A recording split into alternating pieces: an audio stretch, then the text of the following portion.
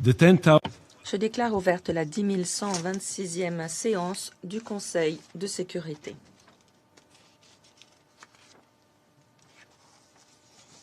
L'ordre du jour provisoire de la présente séance est le suivant: la situation concernant la République démocratique du Congo.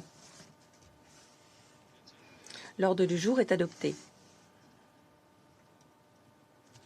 Conformément à l'article 37 du règlement intérieur provisoire du Conseil, j'invite le représentant du Rwanda à prendre part à cette séance. Il en est ainsi décidé. Conformément à l'article 39 du règlement intérieur provisoire du Conseil, j'invite Madame Viviane Van de Peer, représentante spéciale adjointe du secrétaire général en charge de la protection des opérations au sein de la mission des Nations Unies pour la stabilisation en République démocratique du Congo et chef par intérim de la MONUSCO, à prendre part à cette séance. Il en est ainsi décidé.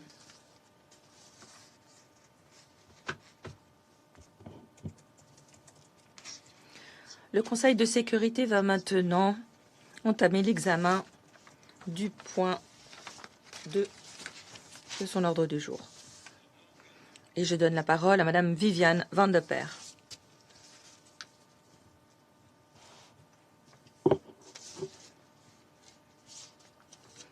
Bonjour, Monsieur le Président, Mesdames et Messieurs les membres du Conseil, Excellences, Monsieur le représentant permanent de la République du Rwanda, je vous remercie de me donner l'occasion de présenter ce rapport au Conseil sur la situation en République démocratique du Congo. Cette séance intervient alors que la sécurité et la situation politique dans l'est du pays restent extrêmement tendues, caractérisées par la persistance des hostilités et des activités des groupes armés, alors que l'environnement opérationnel est soumis à des contraintes. Dans ce contexte difficile, la MONUSCO reste déterminée à s'acquitter de son mandat conformément à la résolution 2808 du Conseil de sécurité adoptée en décembre dernier. Si la mission continue de mettre en œuvre l'intégralité de ses activités en Ituri, au Nord Kivu, il appuie aussi la mise en œuvre du cessez-le-feu, parallèlement à la protection des civils et autres priorités inscrites à son mandat. Au Sud Kivu, conformément à la lettre du secrétaire général transmise au Conseil le 27 février, les activités de la MONUSCO se concentrent exclusivement sur les fonctions liées au cessez-le-feu. Monsieur le Président, les affrontements entre les AFC et le M23, soutenus par les RDF, et les FARDC, soutenus par Wazalendo et d'autres alliés, au petit nord du Nord Kivu, ainsi qu'au Sud Kivu, continuent d'augmenter, caractérisés par un recours accru aux armes lourdes et par un renforcement des activités des forces militaires. En dépit du retrait des AFC et du M23 d'Ouvira le 17 janvier, sous pression de la communauté internationale, la situation au Sud Kivu reste tendue. La reprise des hostilités s'est étendue, modifiant les lignes de front, notamment vers la frontière du Burundi, augmentant le risque de conflit à l'échelle de la région. En Ituri, la situation reste alarmante. La violence liée à la Convention pour la Révolution populaire, CRP de Thomas Lubanga, autour de Boulé et Fataki, a fait de nombreuses victimes, entraîné des déplacements en masse et abouti à des attaques sur les infrastructures, notamment un convoi de la MONUSCO. En outre, après une pause dans ces activités, les forces démocratiques alliées, les ADF, ont attaqué des sites d'extraction minière en territoire Mambasa le 11 mars. Assez loin de leur zone d'opération traditionnelle au Nord Kivu, où ils demeurent aussi actifs. Les récentes hostilités entre le gouvernement et les AFC M23 ont aussi été caractérisées par un recours croissant à des drones offensifs, ainsi que par le brouillage et la falsification constante des signaux GPS. Deux faits nouveaux préoccupants sont survenus à cet égard. Tout d'abord, le conflit s'étend au-delà du Nord et Sud Kivu, dans la province de Chopo, qui se situe loin de l'épicentre du conflit. Deuxièmement, l'utilisation de telles capacités en milieu urbain suscite de vives préoccupations quant aux risques que courent les civils et les infrastructures civiles, notamment les récents incidents ayant affecté des sites tels que l'aéroport de Bangoka à Kisangani et dans la ville de Goma. Dans l'intervalle, les AFC M23 continuent de consolider une structure administrative parallèle dans les zones sous son contrôle, sapant plus avant l'autorité de l'État, compliquant l'acheminement de l'aide humanitaire. Ces difficultés sont exacerbées par l'absence d'un système bancaire opérationnel, alors que l'insécurité reste omniprésente, que les violations des droits humains sont multiples et que les restrictions d'accès sont graves. Monsieur le Président, en dépit de ces difficultés, les efforts diplomatiques à l'appui de la mise en œuvre des processus de paix en cours se poursuivent. Je me félicite de l'engagement réaffirmé par la République démocratique du Congo et le Rwanda d'avancer dans la mise en œuvre des accords de Washington tels que réaffirmés pendant la réunion des 17 et 18 mars à Washington. Les deux parties s'y sont mises d'accord sur des mesures concrètes pour poursuivre la mise en œuvre de l'accord de paix et apaiser les tensions sur le terrain. Qui plus est, les efforts menés dans le cadre du processus de Doha et les initiatives lancées par l'Union africaine ont aussi contribué à jeter les bases d'une architecture de cessez-le-feu ancrée autour du mécanisme de vérification et de surveillance et de vérification, le COVEM, et le mécanisme conjoint de vérification élargi plus, MCVE+. À cet égard, une mesure est à saluer, à savoir la convocation à Doha les 1 et 2 février de la 7e réunion du COVEM qui a abouti à l'adoption de son mandat et à un accord sur le déploiement du MCVE+, et de sa mission à Uvira en tant que première mesure de confiance.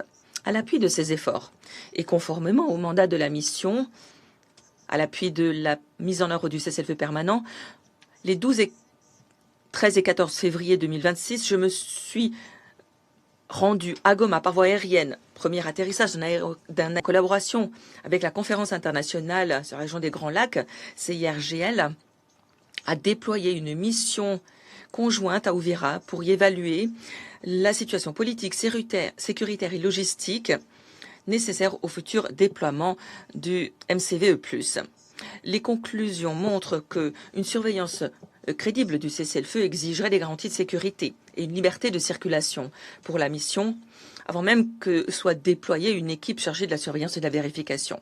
Parallèlement, les institutions onusiennes, fonds et programmes compétents travaillent aussi sur un ensemble de mesures de soutien de l'ONU en réponse aux priorités avancées pour établir l'autorité de l'État en mettant l'accent sur Uvira. Parallèlement, alors que le médiateur de l'Union africaine a entamé ses efforts afin d'harmoniser les initiatives de paix, la situation au niveau national reste fragmentée. À Kinshasa, la reprise des débats sur un dialogue inclusif s'est accompagnée d'une prolifération d'initiatives, semble-t-il, concurrentes. J'encourage tous les acteurs politiques et de la société civile à trouver un terrain d'entente sur la portée, les objectifs et les modalités du dialogue national.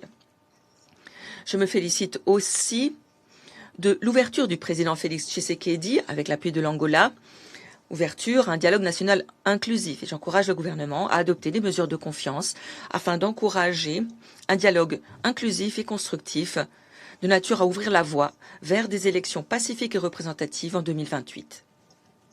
Monsieur le Président, j'en viens aux activités de la MONUSCO, au Nord Kivu en Ituri. La mission continue d'appliquer son approche en 3 temps en matière de protection des civils.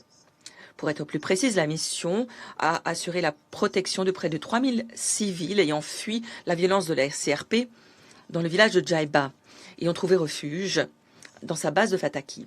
La mission a aussi multiplié les patrouilles pour dissuader les ADF de poursuivre leurs attaques en Ituri et au Grand Nord, au Nord Kivu.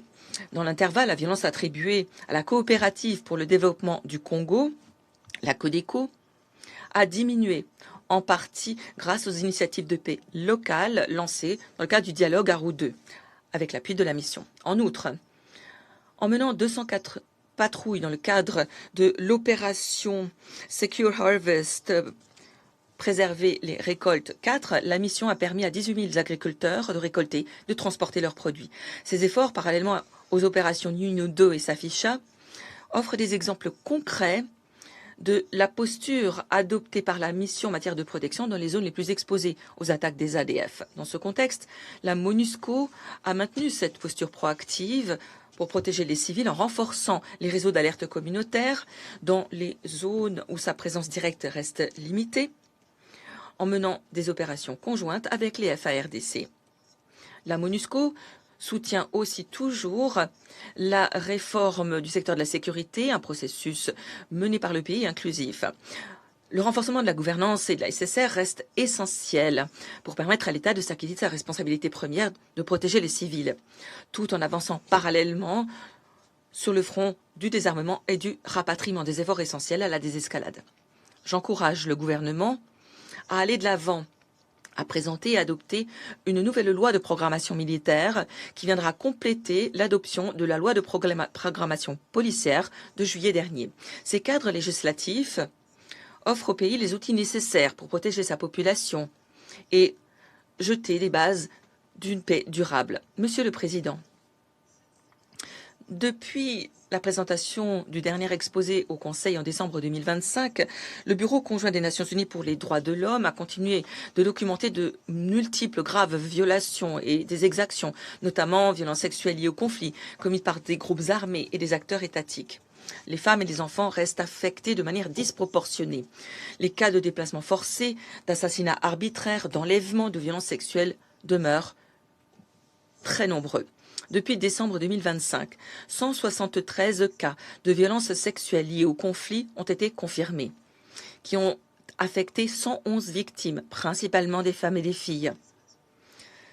Et nous le savons, ce chiffre que n'est la partie émergée de l'iceberg. Qui plus est, dans ces zones, les restrictions imposées à l'accès de la MONUSCO continuent d'entraver sa capacité de surveiller, d'enquêter, de notifier ces violations telles que le prévoit le mandat du Conseil. Parallèlement, les zones contrôlées par les AFC M23 nous montrent que les défenseurs des droits humains, les journalistes et la société civile restent confrontés à des intimidations et à des détentions arbitraires. Je souligne l'alerte lancée le 8 mars par le Bureau conjoint des Nations Unies pour les droits de l'homme sur des cas d'esclavage sexuel et la situation des enfants nés de viol, soulignant l'urgence d'une action coordonnée et d'une réponse internationale pour mettre un terme à ces crimes et faire en sorte que les coupables rendent des comptes. Parallèlement, le travail forcé des enfants reste source de vives préoccupations dans les sites d'extraction minière artisanaux.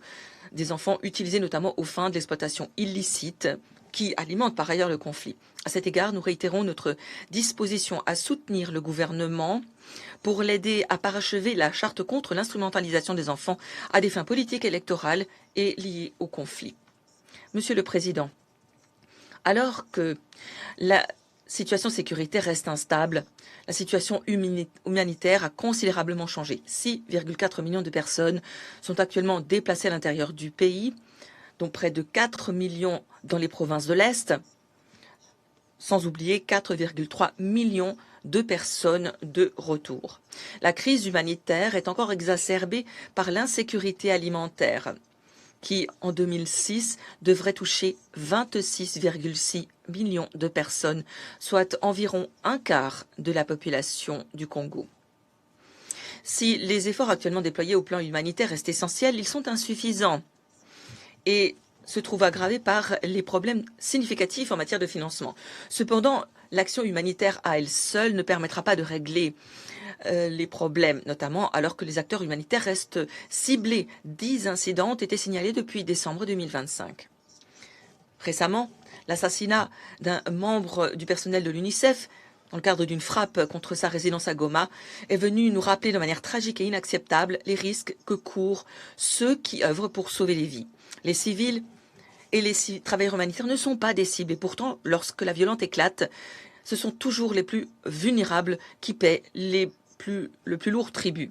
Ces actes doivent être condamnés sans équivoque et les responsables doivent rendre des comptes. Président, distingués membres du Conseil, pour conclure, je souhaite réaffirmer que la paix et la sécurité de l'Est de la RDC exigent un engagement collectif renouvelé. Le peuple congolais, qui endure depuis trop longtemps la violence et l'exploitation illégale de ses ressources, mérite que la paix et une gouvernance responsable deviennent enfin une réalité. J'appelle les partis à honorer leurs engagements afin de combler le fossé entre la diplomatie et la réalité sécuritaire. Et j'invite les conseils à agir avec fermeté pour prévenir de nouvelles souffrances et sanctionner les auteurs d'abus. La MONUSCO restera, quant à elle, résolument engagée aux côtés des civils. Je vous remercie. Je remercie Mme Van de Perre pour son exposé. Je donne maintenant la parole aux membres du Conseil qui pourraient souhaiter prononcer une intervention. La parole est à Monsieur le représentant de la France. Merci, Monsieur le Président, et bienvenue à New York. Et merci pour votre action, pour vos efforts de paix inlassables en Afrique. Monsieur le Président, je remercie la représentante spéciale par intérim, Madame Viviane Van de Perre, pour son exposé. Il met en évidence en particulier le contraste entre les progrès des discussions politiques et la persistance de combats et d'une crise humanitaire grave.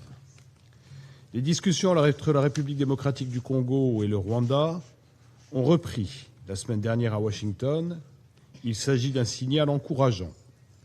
La France soutient pleinement la médiation des États-Unis, celle du Qatar et la facilitation de l'Union africaine. Des accords ont été signés. Ces accords doivent désormais se traduire sur le terrain, alors que la poursuite des combats a, par exemple, conduit au décès d'une ressortissante française travaillant pour l'UNICEF le 11 mars dernier. La France appelle à une enquête indépendante et impartiale. Les attaques contre les populations civiles et les travailleurs humanitaires sont intolérables et les parties doivent respecter le droit international humanitaire. Je souhaiterais aujourd'hui insister sur 3 points.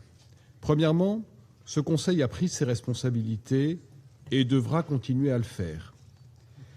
La résolution 2773, adoptée à l'unanimité de ce Conseil, demande au M23 de cesser son offensive, aux forces rwandaises de défense de se retirer du territoire congolais et à la République démocratique du Congo de déneutraliser les FDLR.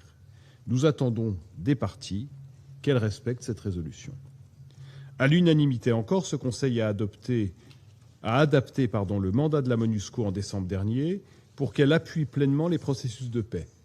La résolution 2808 autorise la MONUSCO à soutenir la mise en œuvre d'un cessez-le-feu permanent dans le cadre du mécanisme agréé par les parties à Doha. Ce Conseil restera mobilisé pour que les parties rendent compte de leurs engagements. Deuxième point, la MONUSCO est prête à appuyer les processus de paix. La France remercie les Nations Unies pour le travail entrepris afin de détailler les modalités de soutien de la MONUSCO au cessez-le-feu, conformément à la volonté du Conseil et à son mandat. L'approche progressive et sous conditions proposée par la lettre du secrétaire général est pour nous la bonne. Je souhaite également saluer le rôle essentiel de la MONUSCO en matière de protection des civils, qui constitue une de ses tâches prioritaires. Dans les Kivu et en Ituri, la MONUSCO continue de protéger les civils face à l'action déstabilisatrice des groupes armés. Troisièmement, nous appelons à nouveau les parties à trouver une solution politique. Sur le terrain, l'urgence va à la matérialisation du cessez-le-feu, dont les principes ont été adoptés et qui doit être effectif, vérifiable et permanent.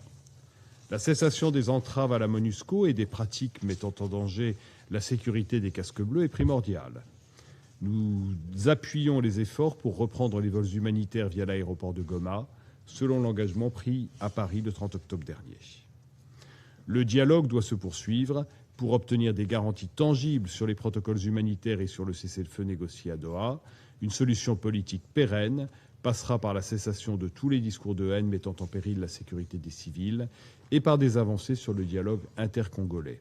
Nous saluons à ce titre les consultations initiées par l'Angola. Il ne pourra enfin y avoir de paix durable sans lutte contre l'impunité. Monsieur le Président, pour conclure, plus de 3 décennies de conflit ont raffirmé 2 convictions unanimement partagées au sein de ce Conseil. Premièrement, il ne peut pas y avoir de solution militaire. Et deuxièmement, la souveraineté et l'intégrité territoriale de la République démocratique du Congo ne sont pas négociables. Nous devons poursuivre notre engagement collectif pour restaurer la paix et la stabilité dans les Grands Lacs. Une solution est en vue. Ce Conseil doit l'appuyer de toute sa capacité. Je vous remercie. I give the floor to the representative. Je donne la parole à la représentante du Danemark. Thank you, Mr. President. And let me also thank you, Dr. Boulos, for... Merci, Monsieur le Président, et merci de présider cette séance et pour les efforts que vous déployez personnellement pour amener la paix dans l'Est de la RDC. Je remercie aussi la représentante spéciale adjointe pour son exposé plus réjouissant et par son truchement, les efforts. Je remercie tous les hommes et les femmes de la MONUSCO qui poursuivent leurs efforts en dépit des difficultés. Monsieur le Président, il est clair depuis longtemps que le chemin vers une paix durable en RDC ne peut pas passer par la force, mais exige une médiation, un dialogue, un engagement de chaque instant. Le Danemark se félicite donc des divers efforts de médiation réalisés par les États-Unis, le Qatar, le Togo et l'Union africaine. Nous sommes aussi encouragés par les perspectives de dialogue national inclusif avec le soutien de l'Angola. Quel que soit le format ou le processus, nous demandons la pleine égale et la participation pleine égale effective des femmes, des minorités et autres groupes concernés pour garantir une paix durable. Cependant, en l'absence de progrès tangibles et d'amélioration dans la vie des civils sur le terrain, les accords et les processus risquent simplement de rester lettre morte. Nous sommes vivement préoccupés par la poursuite des combats et condamnons l'attaque réalisée à Goma le 11 mars qui a abouti à la mort de civils, notamment un travailleur humanitaire de l'UNICEF. Nous rappelons aux parties que le personnel humanitaire doit être protégé et que les attaques directes contre le personnel humanitaire sont prohibées et pourraient constituer un crime de guerre. À la lumière de ce qui précède, l'objectif premier pour les parties doit être de s'engager à appliquer un cessez-le-feu permanent et vérifiable. Nous réitérons par ailleurs notre appel à toutes les parties afin qu'elles respectent les engagements pris en matière de désescalade et pour la paix durable en RDC. Monsieur le Président, alors que les combats se poursuivent et que les besoins humanitaires augmentent, d'atroces violations des droits humains, des exactions abominables restent notifiées. Nous sommes vivement préoccupés par la violence sexuelle fondée sur leur genre, dont sont victimes les femmes et les filles, et par les rapports faisant état de restrictions graves à l'espace civique, arrestations arbitraires, détentions illicites de membres de l'opposition. La position du Danemark est claire. La paix ne peut pas durer sans justice. Nous réitérons notre appui à la mission d'établissement des faits de l'ONU sur la situation au Sud Kivu, au Nord Kivu. La mission d'établissement des faits doit poursuivre ses travaux au travers de l'établissement de la commission d'enquête, telle que demandée en octobre par le Conseil des droits de l'homme des Nations Unies. Nous devons préserver notre attachement à la justice, à l'application du principe de responsabilité en cas de crimes internationaux, y compris la violence sexuelle fondée liés au conflit. Des financements adéquats et pérennes sont ici nécessaires. Pour ce qui est de la MONUSCO, nous nous félicitons des observations du secrétaire général dans sa lettre sur les progrès réalisés en vue d'établissement du mécanisme de surveillance et de vérification. Nous nous félicitons du fait que la MONUSCO ait participé de manière constructive à l'élaboration du mandat et à l'installation du mécanisme. En tant qu'acteur crédible, jouissant d'une expérience significative dans l'Est de la RDC, la MONUSCO est bien placée pour appuyer la surveillance du cessez-le-feu. Nous ne saurions trop insister sur l'importance de financements adéquats, prévisibles et durables et de capacités connexes pour la MONUSCO afin qu'elle puisse s'acquitter pleinement de son mandat. Dans le cas contraire, la mission risque d'échouer. Il est aussi clair que les conditions sur le terrain doivent s'améliorer pour que la mission puisse pleinement assurer la surveillance et le respect du cessez-le-feu. Nous rappelons donc à toutes les parties leur obligation de garantir la liberté de circulation de la MONUSCO ainsi que la sûreté et la sécurité des soldats et soldates de la paix. Monsieur le Président, en conclusion, le Danemark reste déterminé à contribuer à la paix et à la stabilité en RDC. L'évolution de la situation exige notre attention, notre engagement, notre intervention de chaque instant. Nous sommes prêts à travailler à cet effet avec tous les membres du Conseil. Je vous remercie. Je remercie la représentante du Danemark et je remercie également la France de son intervention. Je donne à présent la parole à la Chine. Monsieur le Président, nous souhaitons la bienvenue à Monsieur Boulos pour sa présence aujourd'hui à la réunion et nous remercions Madame Viviane Van de Pierre de son exposé. La situation est difficile. D'un côté, les efforts diplomatiques avancent, mais d'un autre côté, le fléau de la violence est toujours là. La crise humanitaire est toujours là. Les civils souffrent. C'est pourquoi il faut continuer de tout faire pour promouvoir une paix pérenne en RDC. Pour ce faire, il faut que l'accord de cessez-le-feu soit mis en œuvre. Les moyens militaires ne parviendront pas à la paix en RDC. Récemment, les parties au conflit ont échangé des tirs. Il y a eu également un recours aux drones accru dans la zone. Nous appelons donc toutes les parties à accorder la priorité aux négociations de paix et à assumer leurs responsabilités en conformément à la résolution du Conseil de sécurité 2773 et autres accords. Le M23 doit s'engager en faveur du dialogue et des négociations. Et toutes les parties doivent respecter le droit international humanitaire en veillant à la sécurité des civils, des travailleurs humanitaires et des entreprises étrangères. Nous prenons note de l'implication d'entreprises de sécurité privée dans ce conflit. Il faut que cela cesse, car cela ne fait que jeter de l'huile sur le feu. Récemment, l'Union européenne et les pays de la région ont mené des bons offices grâce à quoi un plan de médiation a été mis en place. Ces efforts sont louables, mais il est important que la communauté internationale appuie le rôle de l'Union africaine et des organisations infrarégionales pour compléter les efforts internationaux. Il faut que le cadre global soit mutuellement bénéfique pour rompre le cycle de la violence.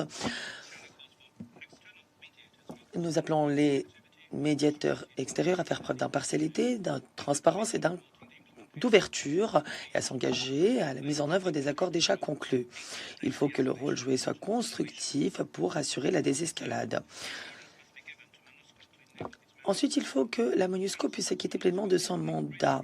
Elle doit bénéficier de garanties. Son rôle dans le maintien de la paix et de la sécurité est indéniable. Ceci étant dit, compte tenu de la situation précaire sur le terrain, il y a des incertitudes relatives aux arrangements relatifs aux cessez-le-feu. La liberté de mouvement de la MONUSCO n'est donc pas garantie, ce qui rend impossible l'octroi à la mission de nouvelles tâches.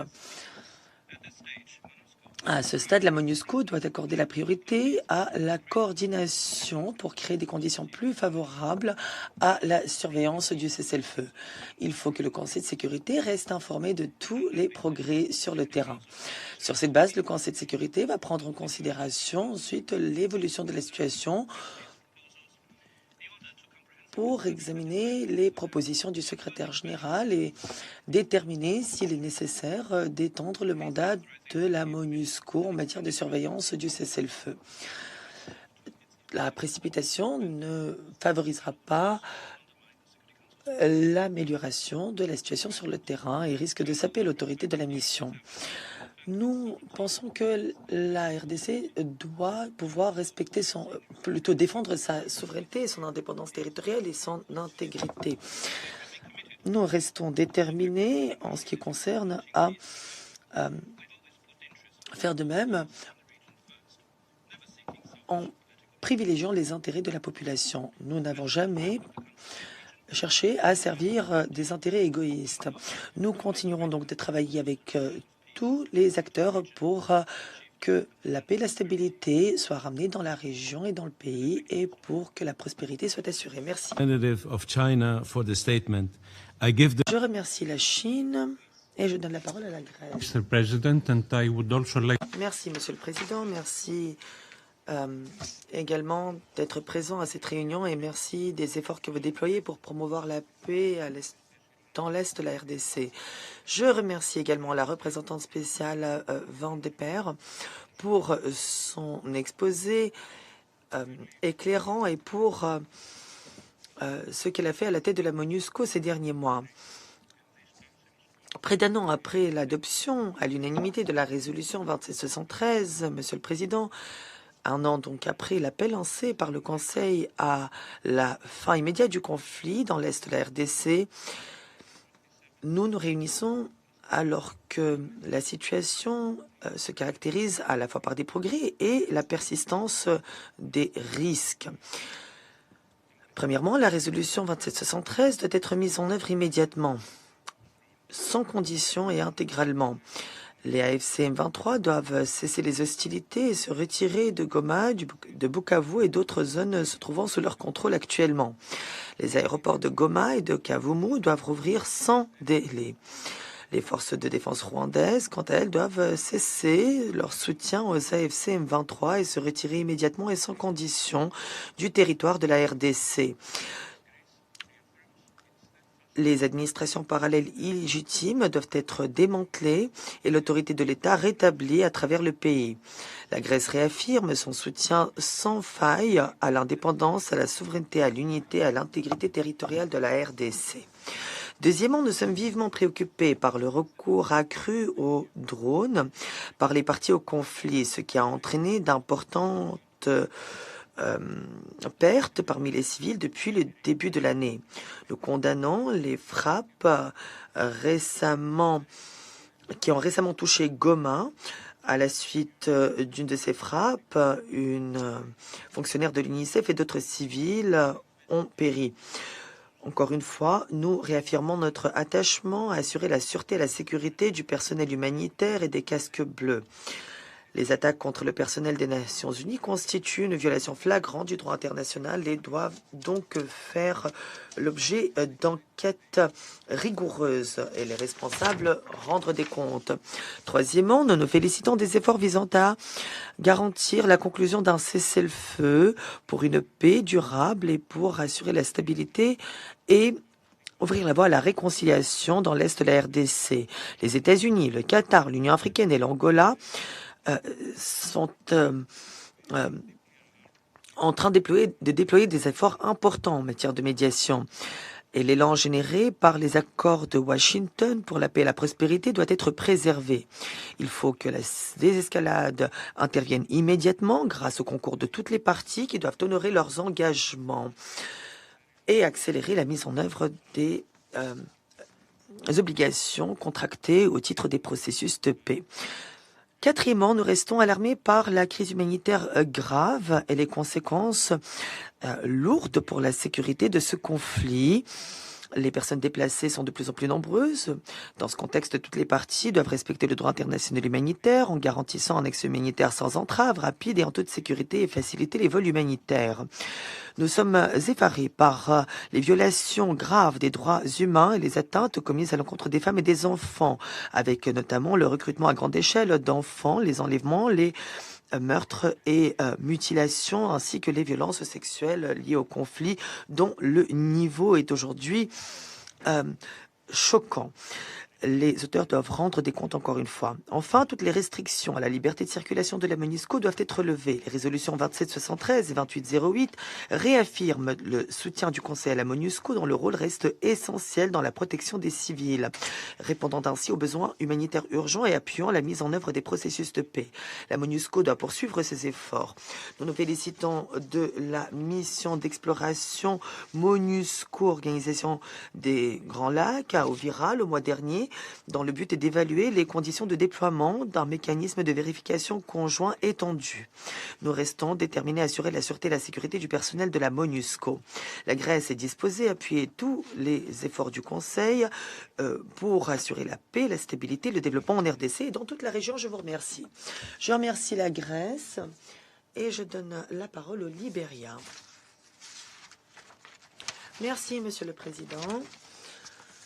J'ai l'honneur de prononcer cette intervention au nom des pays africains du Conseil de sécurité, les A3, République démocratique du Congo, Somalie et mon propre pays, le Libéria.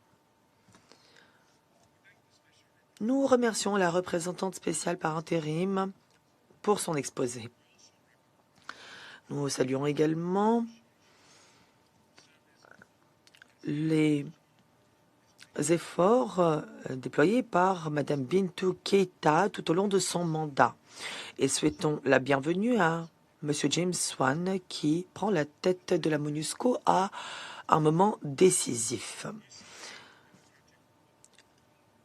Monsieur le Président, l'Est de la RDC, depuis trop longtemps, est le théâtre de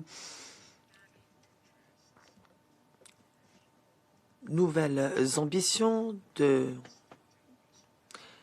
d'intérêts externes et de griefs de longue date. C'est là où tout ces dynamiques convergent avec des conséquences désastreuses pour les civils. Le recours récemment à des moyens aériens sophistiqués, notamment à des drones, à Kisangani et à Goma, marque une escalade dangereuse. En effet, les civils, les acteurs humanitaires et le personnel des Nations Unies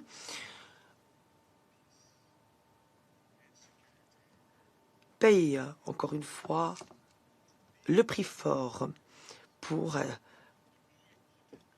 la sécurité, la stabilité. Ces violations sont plus que jamais, et c'est l'aspect le plus important, des affronts à notre humanité commune. Et c'est dans ces circonstances que la mise en œuvre d'un cessez-le-feu est aujourd'hui non seulement urgente, mais indispensable. Au sujet des efforts diplomatiques en cours, les A3 exhortent toutes les parties à prendre des mesures immédiates pour que la violence cesse et pour que le fossé persistant entre les progrès diplomatiques et les réalités sur le terrain se résorbe enfin.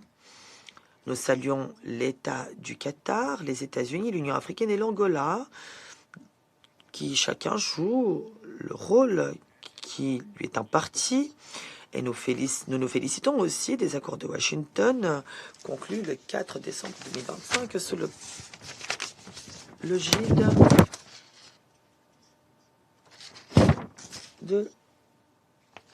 des États-Unis.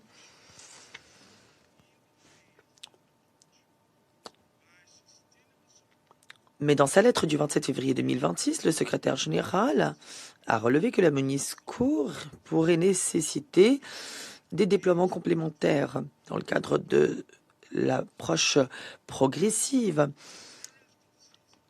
qu'elle a adoptée. L'objectif étant d'apporter un soutien durable à la vérification et à la surveillance du cessez-le-feu au nord et au sud Kivu. C'est un objectif auquel nous continuons de souscrire. Toutefois, l'adhésion au cessez-le-feu est encore confrontée à des obstacles majeurs. Le 10 décembre 2025, un jour après la conclusion des accords de Washington, les AFC M23 et leurs partisans ont pris Uvira. C'est une ville dont l'importance stratégique est indéniable, à la fois pour le RDC, la RDC et le Burundi. Seule une pression internationale soutenue a permis leur retrait annoncé le 17 janvier. Ils ont ensuite appelé au déploiement d'une force internationale neutre pour permettre la reprise des efforts politiques. Dans ce contexte, les A3 se félicitent de la signature d'un accord qui va permettre le déploiement d'un mécanisme de vérification conjoint étendu, le JVM+. C'était le cas lors de la dernière réunion de la COVEM le 2 février 2026 à Doha. Le déploiement de ces missions à Uvira représente une étape importante pour la mise en fonctionnement de dispositifs de surveillance du cessez-le-feu et démontre que les parties ont la volonté d'aller vers la désescalade.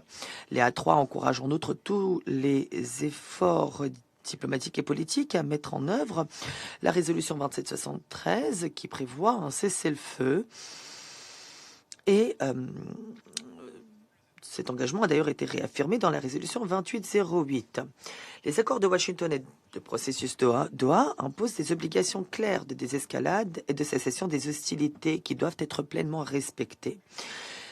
Malgré ces progrès, dans certains aspects, la mise en fonctionnement totale des mécanismes de cessez-le-feu n'est pas encore achevée. Le Conseil doit donc accorder la priorité absolue à la mise en œuvre du cessez-le-feu.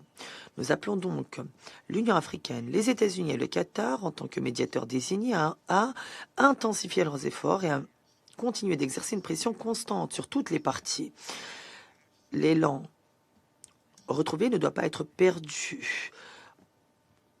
Sinon, la RDC risque de sombrer encore une fois dans une guerre à grande échelle, avec le risque que cette guerre s'étende à toute la région.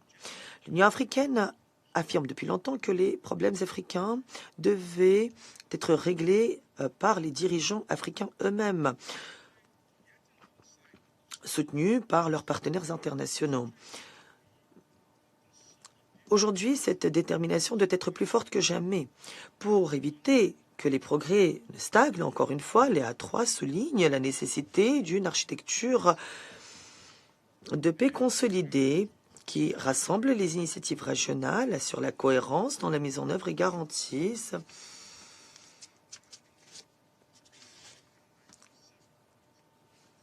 une information transparente au Conseil.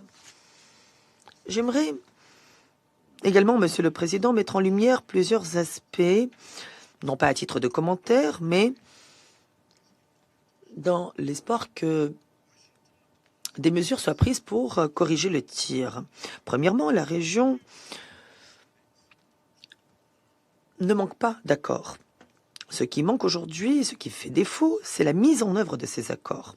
Les accords de Washington pour la paix et la prospérité de décembre 2025 réaffirment les engagements pris pour le retrait des troupes, la coopération économique et la mise en œuvre des accords antérieurs.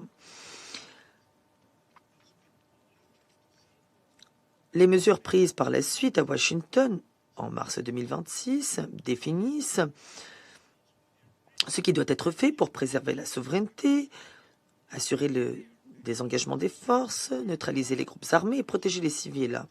Mais les accords ne se mettent pas en œuvre sans que l'on fasse rien. Il faut donc que l'architecture de mise en œuvre de la paix dans la région s'accompagne de critères clairs, soit vérifiés par des tierces parties, soit assortis d'échéances et qu'il y ait aussi des sanctions en cas de non-respect de ces accords. Rédiger des accords sans les doter de mécanismes de mise en œuvre ne fait que créer de faux espoirs.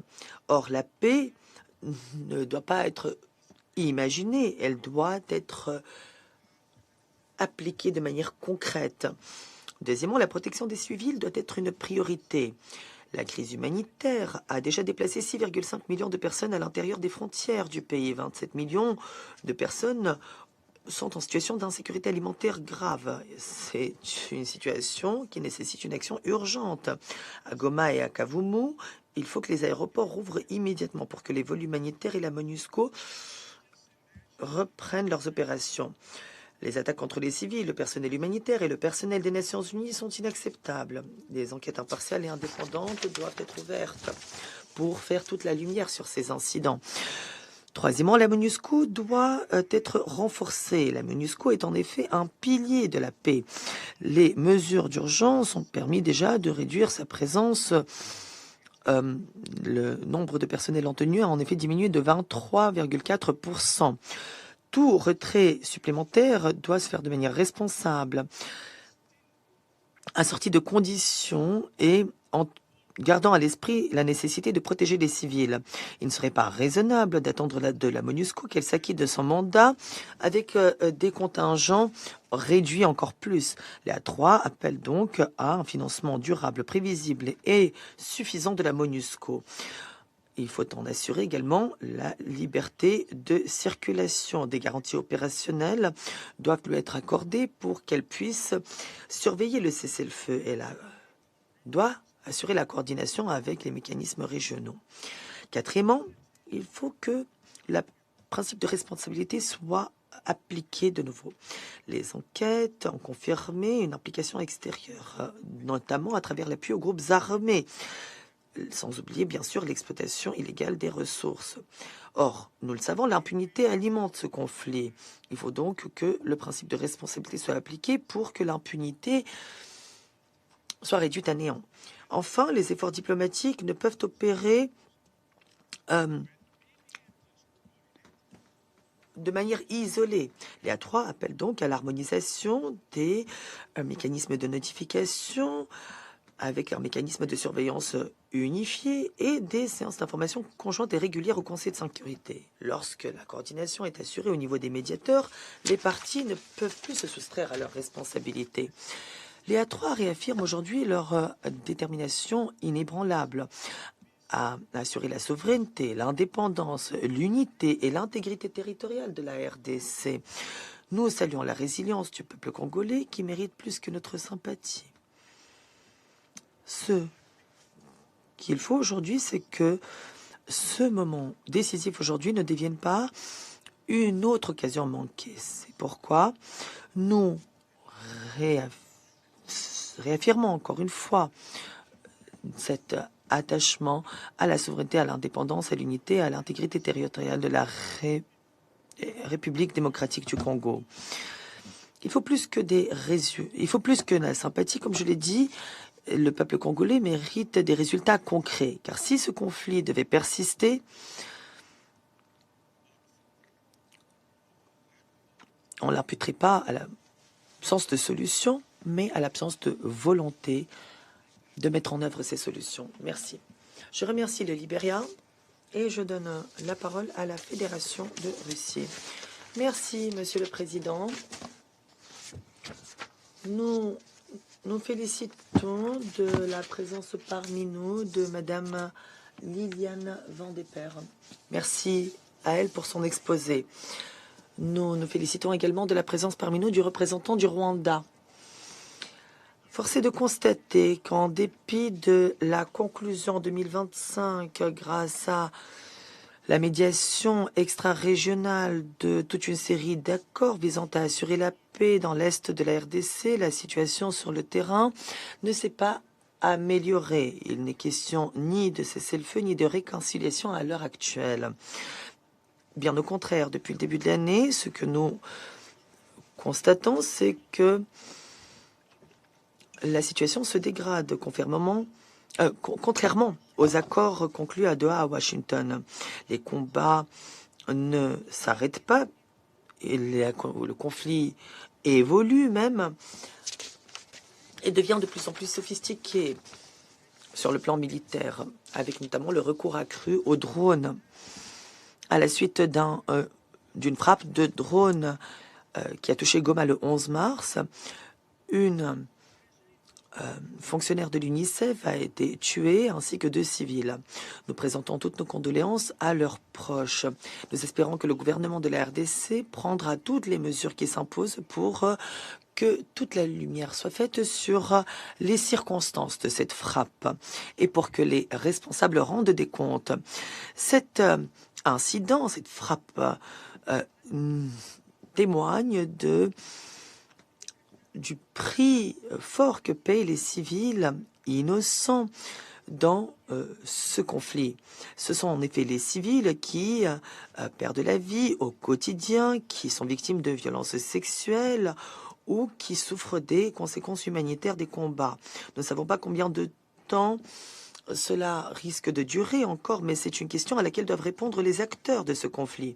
Le Rwanda et le RDC doivent s'acquitter des engagements pris dans le cadre de la résolution 2773 sur la cessation des hostilités. Cesser tout soutien aux groupes armés. Les acteurs du conflit, les parties au conflit, doivent bien sûr respecter ces engagements, mais il y a aussi la responsabilité des médiateurs. Nous espérons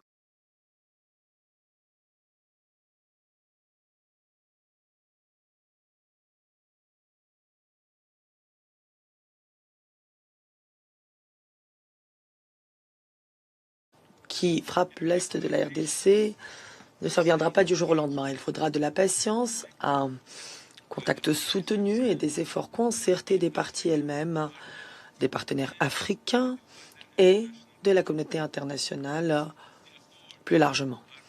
Ces accords reposent néanmoins sur des engagements de bonne foi pris par les 2 pays, les 2 dirigeants, Ils affichent leur volonté d'aller au-delà de la confrontation pour que s'ouvre une ère marquée par la coopération et la stabilité pérenne. En parallèle, le cadre de Doha offre une piste parallèle, mettant l'accent sur le contact direct entre le gouvernement de la RDC et le groupe armé M23, afin de régler les problèmes concrets issus des violences. Nous remercions le gouvernement du Qatar qui a accepté la facilitation de ce processus. Ces efforts sont complétés par le processus de médiation de l'Union africaine, conduit par le président de l'Angola, M. Lorenzo, et par M. Faure Gnassingbé du Togo. Les acteurs humanitaires sur le terrain peuvent bénéficier de ces processus de médiation de l'Union africaine. Toutes ces initiatives sont complémentaires et nous sommes déterminés à en appuyer la mise en œuvre, tout comme nous sommes déterminés à appuyer la mise en œuvre de la résolution du Conseil de sécurité, la résolution 2773.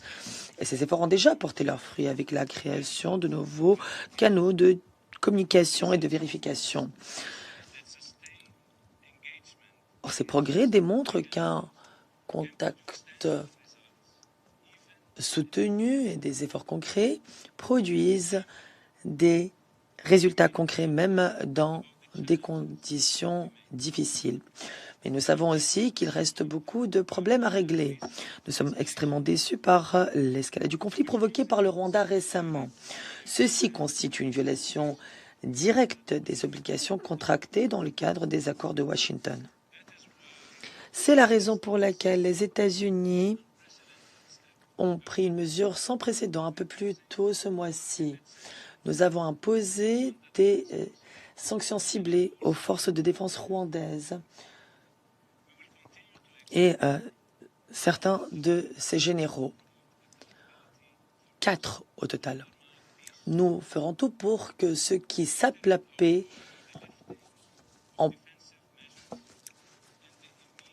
assument les responsabilités de manière concrète. Nous appelons aujourd'hui au retrait immédiat des forces rwandaises du territoire de la République démocratique du Congo. Nous appelons en outre au respect de la souveraineté, de l'intégrité territoriale et de l'indépendance politique de la RDC. Dans le même temps, le gouvernement de la RDC s'est engagé à neutraliser immédiatement les FDLR. À tout le monde dans les zones que le gouvernement contrôle. Ceci est essentiel pour apaiser les préoccupations qui alimentent la méfiance et l'instabilité dans la région. Pour que la paix soit pérenne, il faut également rétablir l'autorité de l'État de la RDC dans les Kivu. Le peuple congolais doit pouvoir compter sur ses institutions légitimes pour la sécurité, la gouvernance et les services de base dans ces régions. Nous devons également confronter directement un des facteurs les plus importants du conflit en RDC. En effet, les ressources naturelles de la région sont pillées systématiquement depuis des décennies. Les groupes armés, les réseaux criminels et les acteurs extérieurs se livrent à des activités d'exploitation des ressources minérales de l'Est de la RDC à travers des activités de trafic qui alimentent ensuite des chaînes d'approvisionnement illégales qui enrichissent à leur tour les groupes armés et d'autres acteurs, pérennisent la violence et sapent la gouvernance légitime. Cette exploitation prédatrice prive le peuple congolais des avantages que pourraient leur offrir leurs richesses naturelles, tout en alimentant la stabilité dans toute la région des Grands Lacs. Une économie de l'ombre s'est ainsi constituée et maintenue pendant trop longtemps. Toute paix durable dans l'Est de la RDC passe donc par le démantèlement sérieux de ces réseaux de trafic. Il faut renforcer la transparence et l'exploitation responsable des ressources naturelles pour que ces richesses colossales du Congo bénéficient et profitent à son peuple. J'aimerais également présenter mes sincères condoléances aux familles proches de la ressortissante française tuée le 11 mars, ainsi qu'aux proches des civils tués dans cette attaque. Tous les acteurs armés, y compris les sociétés militaires privées, doivent cesser les attaques de drones contre des forces statiques ou en retrait ou dans les zones densément peuplées et urbaines. Les partis avancent dans la mise en œuvre de leurs engagements, mais la MONUSCO reste indispensable dans le contexte actuel. La MONUSCO, le mois dernier, a facilité en effet, avec la conférence internationale sur la région des Grands Lacs, une évaluation d'exploration à Uvira pour la surveillance du cessez-le-feu. La mission est disposée à étendre son rôle en matière de vérification et de surveillance du cessez-le-feu, comme l'indique le secrétaire général dans sa lettre du 27 février. Une expansion progressive aux fins de la surveillance du cessez-le-feu est tout à fait bienvenue. Toutefois, il incombe aux parties de créer les conditions propices à un tel dispositif en respectant leurs engagements. Ils doivent en effet respecter le cessez-le-feu en place depuis la déclaration du 19 juillet 2025, déclaration de principe conclue entre le gouvernement de la RDC et les M23. Chers collègues, si les défis à relever restent importants, les cadres actuellement en place offrent une voie réaliste et crédible pour une paix pérenne.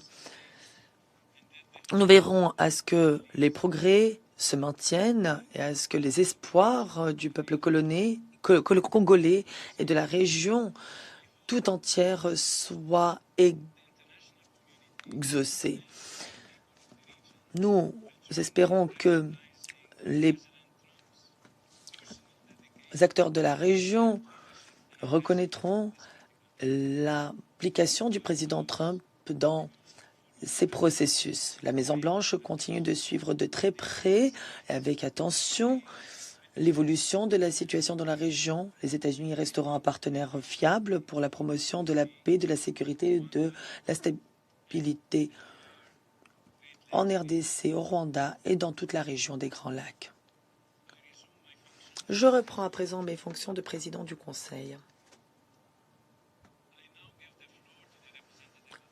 Et je donne la parole au Rwanda. Merci, Monsieur le Président, et merci de votre présence. Merci également pour les efforts personnels que vous avez consentis dans ces processus de médiation. Je remercie également la représentante spéciale adjointe pour son exposé aujourd'hui. Merci. Nous félicitons M. Swan pour cette désignation à ce rôle. Il peut compter sur tout le soutien du Rwanda au cours de son mandat. Le Rwanda est favorable à un règlement pacifique de la situation dans l'est de la RDC en s'attaquant en même temps aux causes profondes du conflit prolongé qui frappe la région. Nous sommes déterminés à participer de manière constructive aux efforts visant à trouver une solution durable à ce conflit. Ceci dit, le conflit dans l'est de la RDC n'est pas de notre fait. Nous avons toujours été préoccupés par la présence des Forces démocratiques de libération du Rwanda, les FDLR, dont l'idéologie génocidaire se maintient et continue de se propager dans le débat public. Les FDLR ne sont pas un groupe armé comme les autres. Il s'agit d'une force génocidaire fondée par ceux qui ont perpétré le génocide de 1994 contre les Tutsis, une idéologie génocidaire qui n'a pas changé. Pour le Rwanda, cette menace reste donc omniprésente, eu égard au désastre qu'a connu notre pays causé par cette idéologie. Après 31 ans de débat dans cette salle sur les origines et les intentions,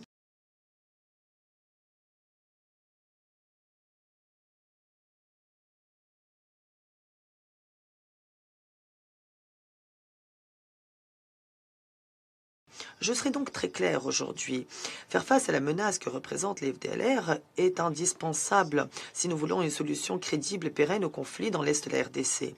Ce groupe doit être neutralisé, son idéologie et les moyens qu'il utilise pour la projet doivent être éliminés.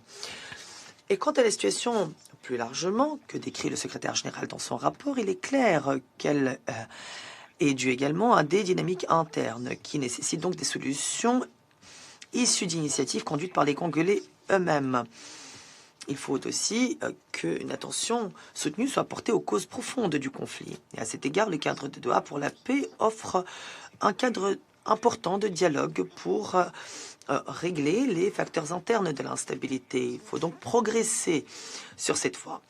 Les progrès du processus de Doha doivent avancer en parallèle avec la mise en œuvre de l'accord de paix de Washington. C'est essentiel si nous voulons que le cessez-le-feu soit durable et que les conditions soient propices à un règlement politique durable. C'est en effet grâce à ce processus de paix que les questions et problèmes historiques de longue date, notamment ceux touchant les groupes minoritaires, pourront être réglés de manière définitive.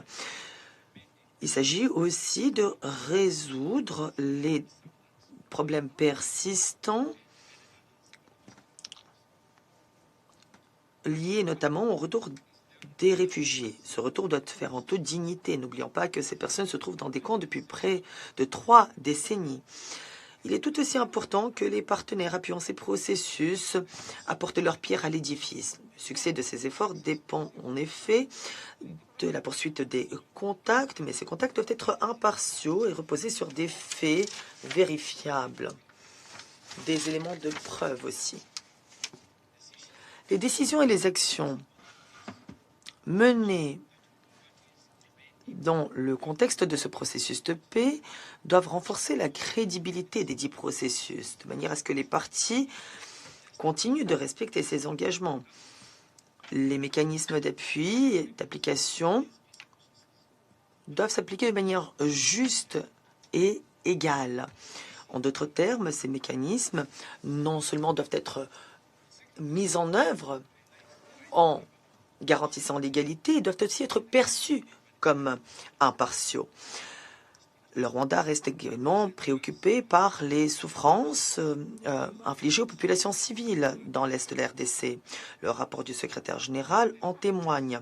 Des attaques à l'aide de drones se sont intensifiées. Comme le note le rapport, ces attaques ont déjà entraîné de nombreuses pertes parmi les civils, dont la personne que nos collègues ont cité, qui travaillent pour l'UNICEF et d'autres civils, tués le 11 mars à Goma. Si tous les incidents ne reçoivent pas toute l'attention internationale méritée, n'oublions pas que les communautés des hauts plateaux continuent de subir les conséquences de cette escalade.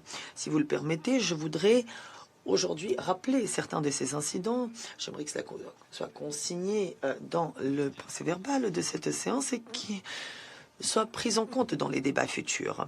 Les 22 janvier, 24 janvier, 12 février, 7 mars, 9 mars, 19 mars et pas plus tard qu'hier, des frappes à l'aide de drones ont frappé Minembwe et d'autres régions du Nord Kivu. Et dans toutes ces attaques, des civils ont péri.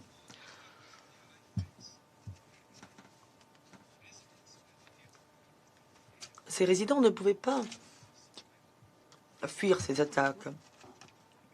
J'espère que cela sera pris en considération. Ces dates sont importantes, les dates que j'ai citées.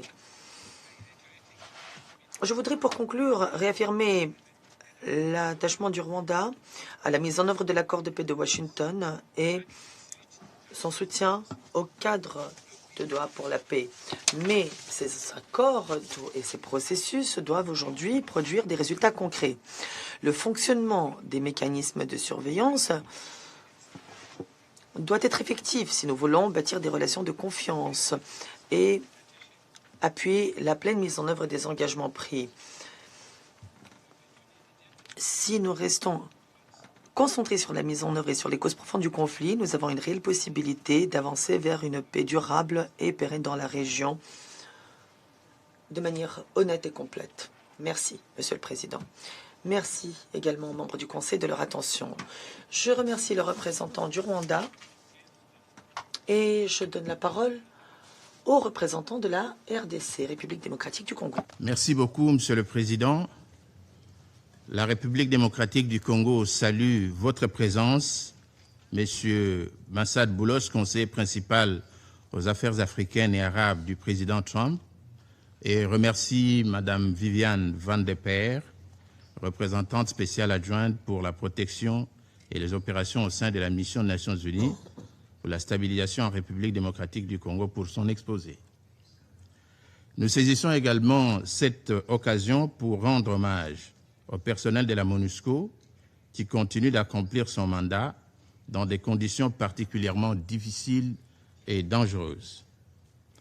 Permettez-moi également, au nom de mon gouvernement, d'adresser mes condoléances les plus sincères à la France, aux Nations Unies, à la grande famille humanitaire ainsi qu'aux familles biologiques de 4 personnes fauchées dans l'incident du 11 mars 2026.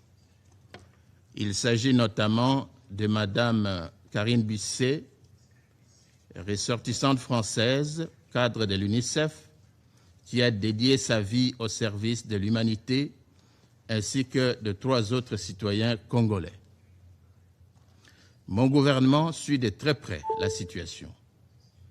Des vérifications sont en cours afin d'apporter la lumière sur les circonstances exactes ayant conduit à cette tragédie survenue à Goma, une ville actuellement sous contrôle du M23, appuyé par le Rwanda. Pour la République démocratique du Congo, la protection des populations civiles et du personnel humanitaire demeure une priorité constante. Monsieur le Président, je n'aurais pas souhaité intervenir à ce stade, surtout après la prise de position de A3 dont nous faisons partie, mais entendre la déclaration du représentant du Rwanda, je me sens obligé de dire quelque chose au titre national. S'associant à la déclaration donc faite par les A3, la République démocratique du Congo exprime sa profonde indignation face à la poursuite des hostilités dans l'est de son territoire, en violation flagrante des engagements pris dans le cadre des processus de Washington et de Doha. Le rapport du secrétaire général est sans ambiguïté. Les offensives du M23 se poursuivent avec le soutien des forces de défense rwandaises. Ces faits établis au plus haut niveau des Nations Unies confirment une violation grave de la souveraineté et de l'intégrité territoriale de mon pays. Sur le terrain, cette coalition M23 RDF continue d'occuper des localités congolaises, d'y établir des administrations parallèles, d'être documentées. Le M23 étant identifié comme le principal auteur de ces abus. À Goma et à Bukavu, et partout sur les territoires contrôlés par les forces rwandaises, l'espérance de vie des jeunes Congolais est passée de 24 heures. Un véritable génocide qui mérite d'être arrêté. Ces actes ne peuvent être relativisés. Ils ne constituent pas de simples incidents, mais des violations graves du droit international et une atteinte directe à l'autorité du Conseil de sécurité. Dans ce contexte, la République démocratique du Congo appelle à la mise en œuvre immédiate intégrale et sans concession de la résolution 2773, notamment le retrait des forces de défense rwandaises du territoire congolais et la cessation immédiate des hostilités par le M23. Le respect des décisions du Conseil de sécurité ne saurait être optionnel.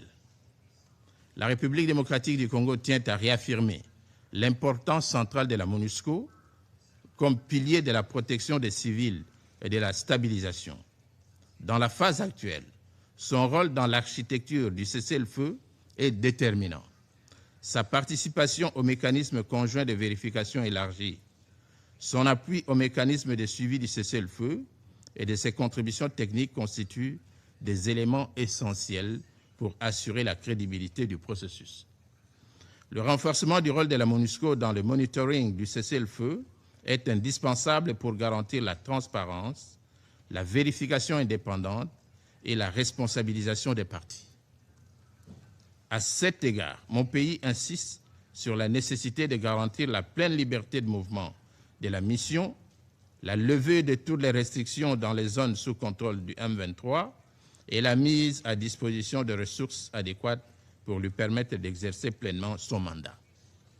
La République démocratique du Congo réaffirme par ailleurs son engagement constant, sincère et de bonne foi dans les processus politiques en cours.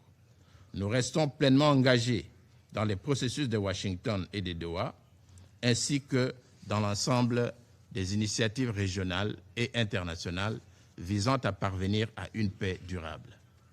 Nous réitérons notre adhésion pleine et entière à la médiation conduite par l'Union africaine qui demeure essentielle dans la recherche d'une solution politique. À cet égard, nous saluons le rôle du médiateur de l'Union africaine, félicitons le médiateur togolais pour ses efforts soutenus, ainsi que l'ensemble des facilitateurs et partenaires engagés, notamment l'Union africaine, les États-Unis, le Qatar et les organisations régionales. Nous appelons à redoubler d'efforts, à renforcer la coordination entre les différentes initiatives et à maintenir une pression constante sur les partis qui persistent à violer leurs engagements. La République démocratique du Congo prend également note avec satisfaction des mesures adoptées par certains partenaires internationaux, notamment l'Union européenne et les États-Unis, à travers des sanctions visant des responsables impliqués dans la déstabilisation de la région. Ces mesures constituent un signal important et doivent être renforcées afin de mettre fin à l'impunité. Monsieur le Président, la République démocratique du Congo réaffirme son droit légitime à restaurer pleinement son autorité sur l'ensemble de son territoire. Aucune solution durable ne pourra être envisagée sans le respect strict de son intégrité territoriale. Le démantèlement des administrations parallèles et le rétablissement effectif de l'autorité de l'État. La position de mon gouvernement est claire. Il ne peut y avoir de paix sans respect de la souveraineté. Il ne peut y avoir de processus crédible sans mise en œuvre des engagements et il ne peut y avoir de stabilité sans responsabilité. La République démocratique du Congo ne manque ni de volonté ni d'engagement. Ce qui est attendu aujourd'hui, c'est une action résolue, cohérente et collective pour faire respecter les décisions de ce Conseil et mettre fin aux souffrances du peuple congolais. Le moment n'est plus aux déclarations d'intention, il est à l'action. Permettez-moi pour terminer, Monsieur le Président, sans abuser de votre temps, de répliquer succinctement à ce que le représentant du Rwanda venait de dire, notamment en ce qui concerne le FDLR et les discours de haine. Ce sont des choses sur lesquelles nous sommes revenus plusieurs fois. Je ne vais pas en abuser. Je voudrais tout simplement dire que les FDLR dont le Rwanda parle sont des citoyens rwandais et que la plupart d'entre eux se trouvent sur le territoire qui est contrôlé actuellement par le Rwanda, c'est-à-dire l'est de la RDC, la partie de Goma, la partie de Bukavu. Nous avons accepté de collaborer à cette activité pour apporter la paix chez nous. Et nous sommes disposés à exécuter les obligations qui nous incombent à ce titre-là. Le discours de haine dont ils ont parlé, c'est finalement quelque chose qui nous étonne, car le Rwanda s'est permis d'envahir le territoire de tout un pays mais craint un discours de haine alors qu'il conduit un génocide sur le territoire de la République démocratique du Congo. L'exploitation des ressources naturelles. Il nous a pris 30 ans pour convaincre ce Conseil que les minerais exportés par le Rwanda sont exploités sur le territoire congolais. Dieu merci que la vérité a fini par triompher. Aujourd'hui, je crois que ce Conseil a compris. Et nous croyons aussi que la communauté internationale a compris. Monsieur le Président, je ne vais pas abuser de votre temps. J'ai dit et je vous remercie. Je remercie le représentant de la République démocratique du Congo pour son intervention. Nous n'avons plus d'orateurs inscrits sur la liste. J'invite à présent les membres du Conseil à poursuivre la discussion en consultation à huis clos. Mais avant de lever la séance, étant donné que cette réunion est la dernière prévue pour le mois de mars, je voudrais tous et toutes vous remercier au nom de la délégation des États-Unis. Remercier aussi le secrétariat du Conseil pour le soutien qui nous a été octroyé. Ce fut un mois chargé, sans nul doute. Un mois au cours duquel nous avons pu dégager un consensus sur plusieurs questions importantes relevant du mandat du Conseil. Nous n'aurions pas pu le faire sans votre concours, sans les efforts inlassables et les contributions positives, le soutien de chacune des délégations et des représentants du secrétariat. Nous n'oublions pas non plus l'équipe technique, services de conférence, interprètes, traducteurs, verbatim et personnel de sécurité. Alors que notre présidence touche à sa fin, je pense pouvoir m'exprimer au nom de tous les membres du Conseil pour souhaiter à la délégation de Bahreïn les pleins succès pour le mois d'avril. Merci, la séance est levée.